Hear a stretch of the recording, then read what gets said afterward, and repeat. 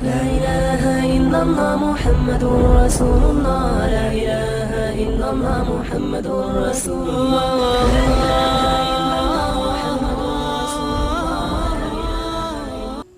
امام علی مقام سیدنا امام حسین رضی اللہ تعالیٰ عنہ میدان کربلا میں آتے ہیں اور دغاباز کوفی، منافق اور بزدل کوفی سامنے موجود ہیں، لیکن وہ کسی بات کو قبول کرنے کے لیے تیار نہیں۔ سیدنا امام حسین رضی اللہ تعالیٰ عنہ نے جب اس بات کو محسوس کیا کہ طاقت اور قوت کے نشے میں مدہوش میرا دشمن میرے خون کا پیاسا ہے، ان کے غرور کو دیکھ کر آپ نے سنگ دل اور ظالموں کے دلوں کو ندائے حق کی دستک دی۔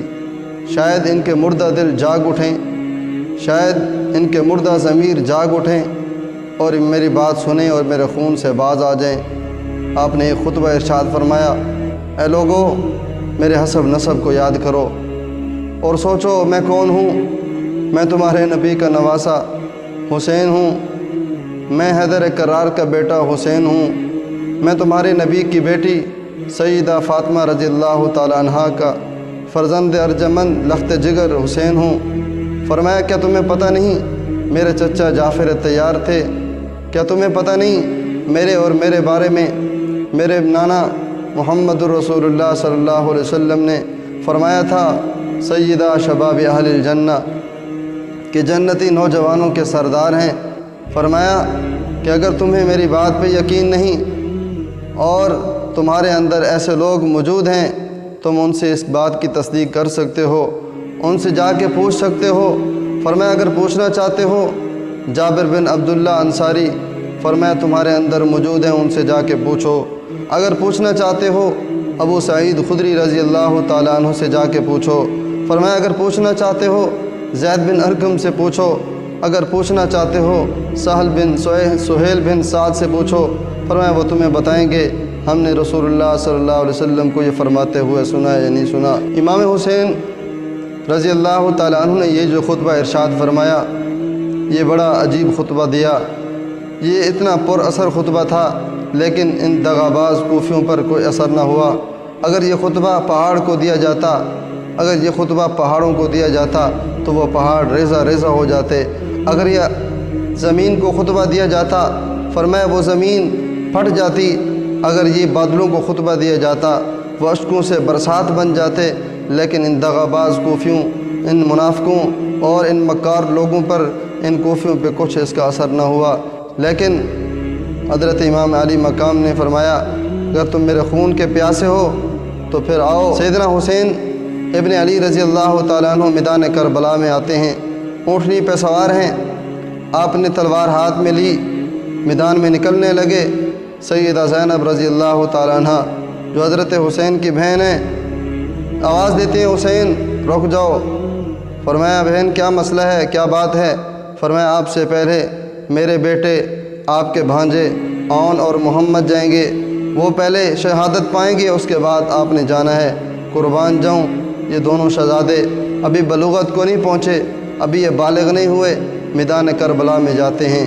ایک 10 کو ختم کر دیتا ہے اور ایک 19 کا خاتمہ کر دیتا ہے۔ پھر اس کے بعد امام علی مقام نے جانے کا فیصلہ کیا۔ امام حسن کے بیٹے ابو بکر آتے ہیں، کہتے ہیں چچا جان پہلے میں جاؤں گا۔ اب ابو بکر آتے ہیں، وہ بھی شہید ہو جاتے ہیں۔ اور پھر عمر آتے ہیں، حضرت امام حسن کے بیٹے عمر وہ آئے، میدان کربلا میں گئے، وہ بھی شہید ہو گئے۔ اس کے بعد عبداللہ آتے ہیں جو امام حسن کے بیٹے ہیں، وہ بھی شہید ہو جاتے ہیں۔ آخر میں امام حسین رضی اللہ تعالیٰ عنہ کے بھتیجے قاسم میدان میں نکلنے لگتے ہیں۔ عجیب منظر ہے، جب قاسم نکلنے لگے حسین نے آواز دی قاسم رک جاؤ، تم نہ جاؤ، کیوں؟ تم میرے بڑے بھائی حسن کی نشانی ہو۔ فرمایا میں تمہیں کھونا نہیں چاہتا۔ تو حضرت قاسم نے بڑا عجیب جواب دیا، فرمایا چچا جان آج میں اپنے باپ کی وصیت پہ عمل کرنے جا رہا ہوں۔ پوچھا کہ میرے بھائی نے کیا وصیت کی؟ فرمایا میرے باپ نے کہا ہے قاسم جب میرے بھائی حسین پہ کڑا وقت آ جائے، مشکل وقت آ جائے تو پیچھے نہیں ہٹنا، اپنی جان دے دینی ہے، لیکن حسین پہ، میرے بھائی پہ آنچ نہ آنے دینا، آج میں اس کو پورا کرنے جا رہا ہوں۔ حضرت امام حسین نے جب سنا تو آنکھوں سے آنسو جاری ہو گئے۔ یہ شہزادہ 19 سال کا جوان یہ میدان کربلا میں جاتا ہے اور بڑی شجاعت اور بہادری کے ساتھ لڑتے ہوئے شہید ہو جاتا ہے۔ اس کے بعد امام علی مقام سیدنا امام حسین کا بیٹا علی اکبر نکلتا ہے، جو کوفیوں کے چھکے چھڑا دیتا ہے، کوفیوں کے حواس باختہ ہو جاتے ہیں، وہ بکھلاڑ جاتے ہیں، اور یہ بھی امام علی مقام سیدنا امام حسین کا یہ فرزند ارجمند یہ بھی شہادت پا جاتا ہے۔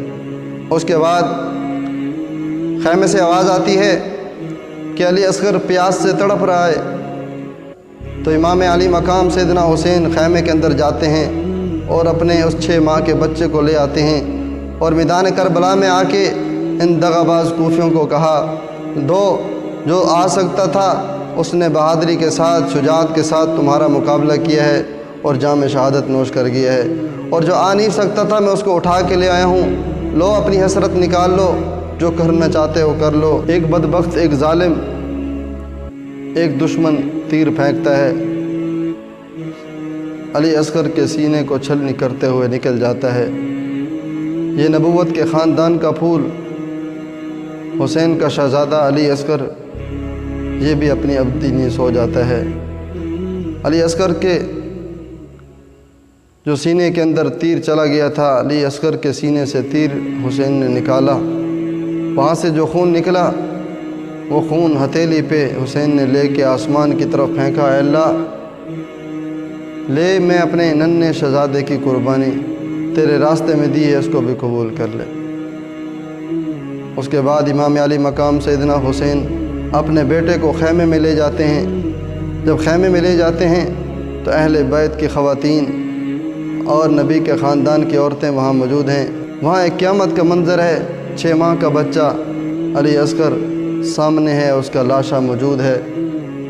امام حسین رضی اللہ تعالیٰ نے انہیں صبر کی تلقین کی، انہیں نائلہ کا صبر یاد دلایا، انہیں صفیہ کی ہمت بتائی، انہیں ان 1000 مئو کی ہمت بتائی، صبر بتایا جن کے بیٹے اسلامی غزوات میں شہید ہو گئے تھے۔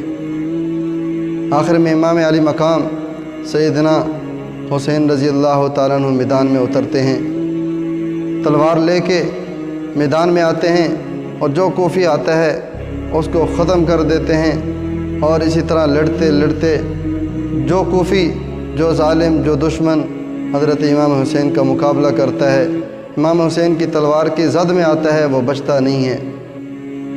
جب ان کوفیوں نے دیکھا کہ اکیلے اکیلے مقابلہ کرنا حسین کا مشکل ہے، اب انہوں نے حضرت حسین کو گھیرے میں لے لیا اور حسین کا گھیرے کو تنگ کرنا شروع کر دیا۔ امام حسین نے فرمایا کہ ایک سجدہ، اس کی مہلت مانگتا ہوں، ایک سجدہ کرنے دو۔ اب امام حسین نے سجدہ کیا، تراہم رکعا سجدا یبتغون فضلا من اللہ ورضوانا۔ نہ مسجد میں، نہ مندر میں، نہ بیت اللہ کی دیواروں کے سایہ میں نماز عشق ادا ہوتی ہے تلواروں کے سائے میں۔ امام حسین نے سجدے کی مہلت مانگی، امام حسین نے سر سجدے میں رکھا۔ ارے یہ کیسا سجدہ ہوگا جس نے صدیق اکبر کے سجدے دیکھے ہوں؟ ارے امام حسین کا یہ سجدہ کیسا ہوگا جس نے فاروق اعظم کے سجدے دیکھے ہوں، جس نے عثمان کے سجدے دیکھے ہوں، جس نے شیر خدا علی کے سجدے دیکھے ہوں؟ آج حسین کا یہ سجدہ خلفائے راشدین کے سجدوں کی یاد تازہ کر رہا ہے۔ ایک سجدہ جسے تو گراں سمجھتا ہے، 1000 سجدوں سے دیتا ہے آدمی کو نجات۔ امام حسین رضی اللہ تعالی عنہ میدان کربلا میں ہیں۔ ایک بدبخت، ایک ظالم، ایک دشمن سنان بن انس نخی ایک تیر مارتا ہے جو حضرت حسین کے سینے کے اندر پیوست ہو جاتا ہے۔ جب اس تیر کو نکالا جاتا ہے تو امام علی مقام دنیا سے رخصت ہو جاتے ہیں، شہادت کے مرتبے پہ فیض ہو جاتے ہیں۔ نبوت کے خاندان کا چشم و چراغ، حضور کا نواسا، علی کا لخت جگر، فاطمہ کا نور نظر، حسین ابن علی رضی اللہ تعالیٰ عنہ شہید ہو جاتے ہیں۔ اور یہاں تک ظلم کی انتہا نہیں ہوتی، ظالم یہاں تک بھی بس نہیں کرتا، بلکہ شمر ذی الجوشن وہ آگے بڑھ کے امام حسین کے سینے پہ بیٹھ جاتا ہے اور آپ کے سر مبارک کو جسم سے علیحدہ کر دیتا ہے۔ یہ ظالم اور یہ ظلم یہاں تک بھی بس نہیں ہوتا، آگے بھی امام حسین رضی اللہ تعالیٰ عنہ کے یہ کپڑے کھینچ کے پھاڑ دیتے ہیں، اور یہاں تک بھی ظلم کی انتہا نہیں ہوتی، بلکہ ان مقدس جسموں پہ، اہل بیت کے ان مقدس افراد کے جسموں پر، بدنوں پر گھوڑے دوڑا دیے جاتے ہیں۔ یہاں تک ظلم ہوتا ہے جب یہ امام علی مقام سیدنا حسین کی بہن زینب نے دیکھا تو برداشت نہیں ہوا، باہر نکلی اور اپنے بھائی کے لاشے پہ آئی، امام حسین کے قریب آئی اور آ کے پکارا، اے نانا محمد دیکھ آج تیرے نواسے کی کیا حالت، آج تیرے محبوب نواسے کی حالت کیا ہے کہ ان کو قتل کر دیا گیا ہے، آج اہل بیت کے ٹکڑے ٹکڑے کر دیے گئے ہیں اور یہ ریگستان میں پڑا ہے اور خاک و خون میں لت پت ہے اور ٹکڑے ٹکڑے ہو گئے ہیں، سر کو بدن سے جدا کر دیا گیا ہے۔ امام حسین رضی اللہ تعالیٰ عنہ کے سر کو ابن زیاد کی دربار میں لایا جاتا ہے۔ ابن زیاد یہ فتح کے نشے میں مغرور انسان خوشی کے عالم میں کھڑا ہے، اس نے اعلان کرایا کہ لوگ جمع ہو جائیں، سارے لوگ جمع ہو گئے، اب اس کے ہاتھ میں چھڑی ہے، دربار کے اندر محل کے اندر امام حسین کا سر ایک تخت کے اندر پڑا ہوا ہے، اور یہ بدماش اور اس چھڑی کے ساتھ امام حسین کے ہونٹوں کو مارتا ہے۔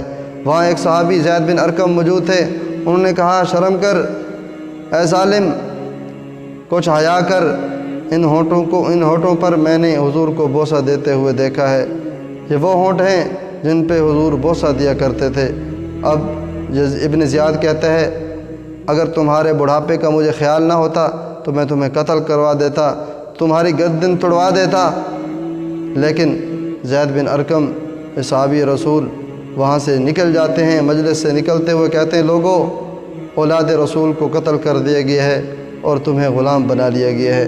اور یہ وہ حسین امام علی مقام سیدنا حسین کون تھے جن سے حضور پیار کیا کرتے تھے، حضور کو محبت تھی، اگر حسین تھوڑا سا رو پڑتے، رونے کی آواز پیغمبر کے کانوں میں پڑ جاتی تو حضور بے چین ہو جاتے۔ آج ان لوگوں نے بے دردی کے ساتھ امام علی مقام سیدنا حسین کو شہید کر دیا ہے۔ وہ حسین جو نبی کے کندھوں کا سوار ہے، حضرت حسین رضی اللہ تعالیٰ عنہ حضور کے کندھوں پہ سوار ہیں، آگے سے عمر تشریف لا رہے ہیں، آپ نے دیکھا تو فرمایا اے حسین نعم المرکب، تمہاری سواری تو بڑی خوبصورت ہے، تم تو بڑے خوش نصیب ہو، نبوت کے کندھوں پہ سوار ہو۔ یہ نبی کے کندھے وہ ہیں جن پہ کبھی حسین سوار ہوتے نظر آتے ہیں، ارے نبی کے کندھے یہ وہ ہیں جن پہ کبھی حسن سوار ہوتے نظر آتے ہیں، کبھی علی سوار ہوتے نظر آتے ہیں، کبھی عباس سوار ہوتے نظر آتے ہیں، لیکن قربان جاؤں صدیق اکبر پہ ان کے کندھوں پہ مصطفیٰ نظر آتے ہیں۔ ہجرت کی رات 3.5 میل کی لمبی مسافت چڑھائی، ابو بکر صدیق حضور کو مونڈھوں پہ اٹھا کے، کندھوں پہ اٹھا کے یہ غار ثور پہ لے جاتے ہیں۔ اس غار ثور کے سفر میں اللہ کے نبی آگے جا رہے ہیں، صدیق اکبر پیچھے آ رہے ہیں۔ صدیق اکبر آواز لگاتے ہیں یا رسول اللہ رک جائیے۔ حضور نے فرمایا ابو بکر دشمن کے آنے کا خطرہ ہے، جو بات ہے چلتے چلتے بتا دو۔ ابو بکر صدیق کہتے ہیں یا رسول اللہ رک جائیے ورنہ میری جان نکل جائے گی۔ حضور نے فرمایا ابو بکر ایسی کیا بات ہے؟ فرمایا یا رسول اللہ آپ کے پاؤں پہ یہ خون کے قطرے کے نشان کیسے ہیں؟ حضور نے فرمایا ابو بکر یہ تو معمولی بات ہے، کوئی کانٹا لگ گیا ہوگا، کوئی کانٹا چبھ گیا ہوگا، یہ تو معمولی بات ہے، اور تیری اس سے جان نکلنے والی۔ ابو بکر کو حضور سے یہ پیار ہے۔ اب امام علی مقام سیدنا حسین رضی اللہ تعالیٰ عنہ حضور کے کندھوں پہ سوار ہیں۔ حضور نے فرمایا عمر بات پوری نہیں کی۔ فرمایا یا رسول اللہ کیسے؟ آپ نے فرمایا آپ نے سواری کو تو دیکھا ہے، نعم الراکب، سوار کو نہیں دیکھا؟ سوار بھی بڑا حسین ہے، سوار بھی بڑا خوبصورت ہے۔ Thanks for watching. Don't forget to like, comment, share and subscribe to